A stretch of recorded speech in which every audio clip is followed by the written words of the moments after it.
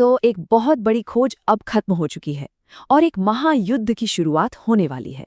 हम रामायण के उस मोड़ पर आ पहुंचे हैं जहां धर्म और अधर्म आमने सामने खड़े हैं। सोचिए, एक पुल ने पूरे समंदर को लांघ लिया है, लेकिन ये सिर्फ जमीन की नहीं है। नहीं, ये तो धर्म और अधर्म का, मर्यादा और अहंकार का सीधा टकराव है।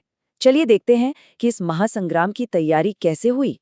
तो सबसे पहले बात करते हैं उस अद्भुत, उस अविश्वसनीय निर्माण की जिसने लंका पर चढ़ाई को मुमकिन बनाया। मतलब एक ऐसा कारनामा जो किसी भी इंसान की कल्पना से परे था। इसकी विशालता का अंदाजा लगाना भी मुश्किल है। इसकी लंबाई थी पूरे 100 योजन।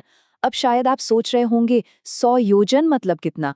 एक योजन होता है लगभग 13 किलोमीटर, यानी हजारों किलोमीटर लंबा पुल जो भारत से लेकर लंका तक पूरे के पूरे समंदर पर बना हुआ था।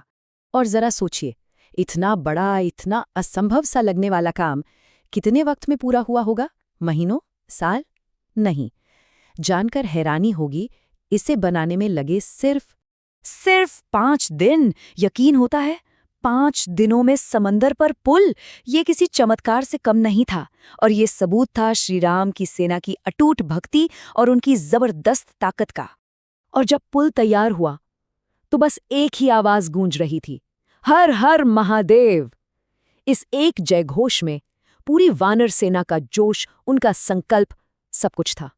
वो अब तैयार थे।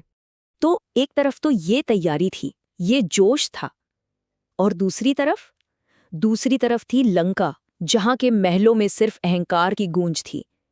यहां का माहौल बिल्कुल उल्टा था। उधर श्री राम की सेना लंका के दरवाजे पर दस्तक दे रही है, और यहां देखिए, राजा रावण संगीत और जश्न में डूबा हुआ है। मतलब आने वाले खतरे से बिल्कुल बेपरवाह, जिसे उसे कोई फर्क ही नहीं पड़ता। और ये वो मौका था जब रावण को एक फैसला लेना था। उसके अपने नाना माल्यवान, जो बहुत समझदार थे, उसे सही रास्ता दिखाते हैं। वो कहते हैं, युद्ध का कारण सीता है, उन्हें लौटा दो, विनाश टल जाएगा। लेकिन रावण, वो अपने घमंड में शांति की हर सलाह को ठोकर मार देता है। कहता है, अब बात करने का वक्त खत्म, अब सिर्फ युद्ध होगा। रावण बहुत चालाक था। वो जानता था कि असली लड़ाई हथियारों से नहीं, हिम्मत से लड़ी जाती है, और इसीलिए वो एक बहुत क्रूर चाल चलता है। वो सीधे सीता जी के मनोबल को, उनकी हिम्मत को तोड़ने की कोशिश करता है, उनकी आखिरी उम्मीद को खत्म करने के लिए। और वो चाल क्या थी, जरा सोचकर देखिए। सीता जी के सामने एक मायावी कटा हुआ सिर लाया जाता है, जो बिल्कुल श्री राम जैसा दिखता है। एक भयानक, दिल दहला देने वाला धोखा। पर ये सच नहीं था, ये एक चाल थी। रावण के एक मायावी राक्षस ने यह घिनौना भ्रम पैदा किया था, सिर्फ और सिर्फ इसलिए ताकि सीता जी का संकल्प टूट जाए। लेकिन रावण ने एक बहुत बड़ी गलती कर दी।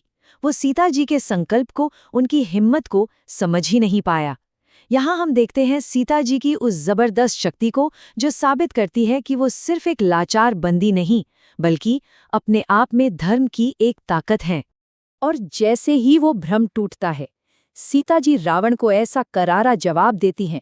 वो कहती हैं, मूर्ख, तेरी ये कोशिश बेकार है। सीता न कभी डिगी थी और न कभी डिगेगी। ये सिर्फ शब्द नहीं थे, ये उनकी अटूट आस्था और हिम्मत का ऐलान था। तो एक तरफ थी रावण की क्रूरता, और अब देखते हैं इसके ठीक उलट श्री राम की ताकत को। एक ऐसी शक्ति जो गुस्से से नहीं, बल्कि करुणा और धर्म से आती है। अब सीन बदलता है और हम श्री राम के कैंप में हैं। यहाँ क्या होता है? रावण के 2 सबसे बड़े जासूस, शुक और सारण, सेना की ताकत का पता लगाते हुए रंगे हाथों पकड़े जाते हैं। और युद्ध का नियम क्या कहता है? जासूस की सजा सिर्फ एक है, मौत। लेकिन श्री राम जो करते हैं, वो किसी ने सोचा भी नहीं था। पहला, जासूस पकड़े गए।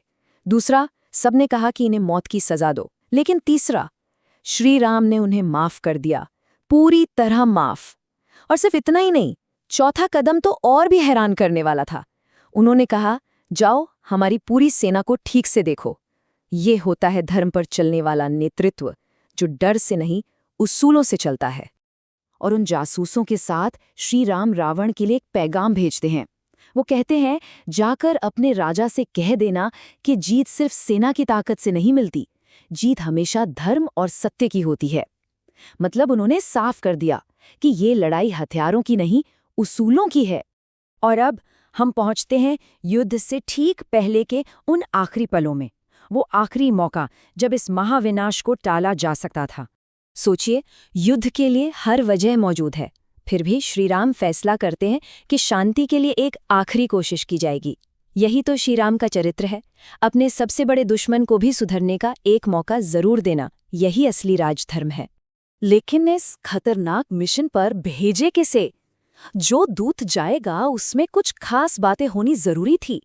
वो बुद्धिमान हो, वो बहादुर हो, उसकी वाणी में तेज हो, और सबसे जरूरी, वो रावण जैसे दुश्मन के सामने जाकर भी डरे नहीं, झुके नहीं। और इस मुश्किल काम के लिए चुना गया वीर वानर राजकुमार अंगद को। जी, अंगद को ये जिम्मेदारी दी गई कि वो रावण के दरबार में शांति का आखिरी पैगाम लेकर जाएं। तो अब सबसे बड़ा सवाल यही है, क्या शांति की ये आखिरी कोशिश कामयाब होगी? क्या रावण का अहंकार धर्म के इस आखिरी मौके को भी ठुकरा देगा और अपनी सोने की लंका को विनाश की आग में झोंक देगा? इसी एक सवाल का जवाब आने वाले महायुद्ध की कहानी लिखेगा।